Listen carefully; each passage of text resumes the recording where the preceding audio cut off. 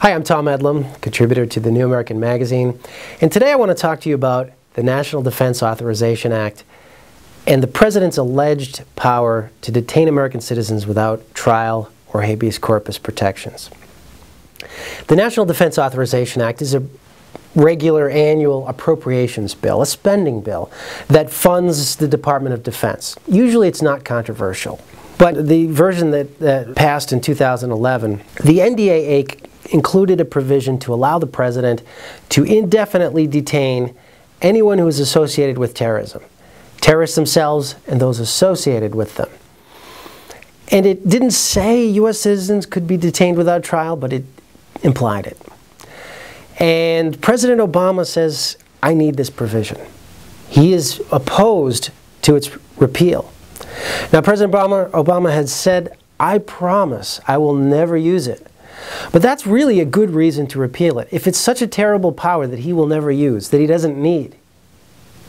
Well, what about future presidents who are not as reliable as President Obama? What about future presidents who are more corrupt?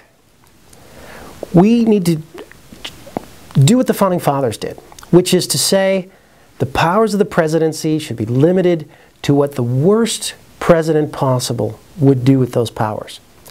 And what they did was they said presidents cannot detain without trial. Presidents cannot detain even in a short-term basis without taking a person you've arrested to court the next day to justify their trial until detention. That's called habeas corpus.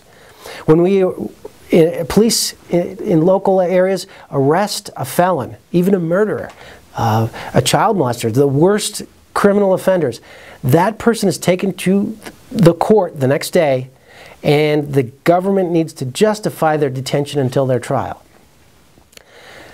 This has been suspended a couple of times in American history. During the Civil War, President Lincoln did so, and he abused it.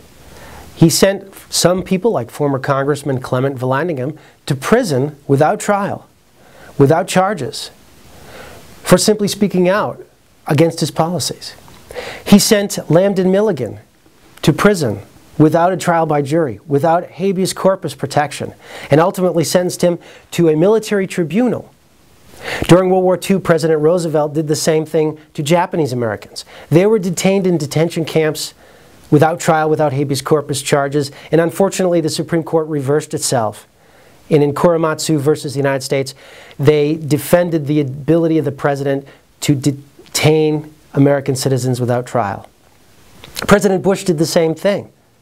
In Padilla versus Rumsfeld and Hamdi versus Rumsfeld, 2 American citizens were detained without trial until finally the court said, no, you have to give them their right to habeas corpus. You have to give them the right to a trial by jury. Now, Padilla and Hamdi were probably not good guys. Padilla was ultimately convicted by a jury of terrorist-related charges. But we don't give trials to the guilty as a gift to the guilty. It doesn't protect the guilty. Think of it from this perspective. 20 years ago, the Oklahoma City bombing occurred, and Timothy McVeigh was given his habeas corpus rights, his trial by jury, but he was not protected by them because he was convicted by the jury and given the death penalty. Today, he's dead. He has not been protected by it. We give trials to the guilty, not as a gift to the guilty, but to protect the innocent. And unfortunately, under the Bush administration, the delay in justice for Padilla and Hamdi created a situation where innocent people were detained and tortured even without trial. American citizens. Donald Vance is one of them, and Nathan Ertel is another. Donald Vance is a Navy veteran. He was working as a contractor in Iraq, and he was arrested and detained at Camp Cropper in Iraq. For 3 months he was tortured, never given habeas corpus. His rights were already taken away because President Bush had said, you don't need a trial by jury. President Obama has continued that Bush policy, and he has continued to promote defense of this NDAA.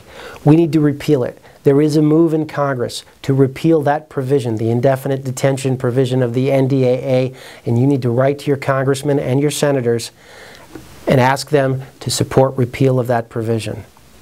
And for more information on the NDAA, keep reading at thenewamerican.com.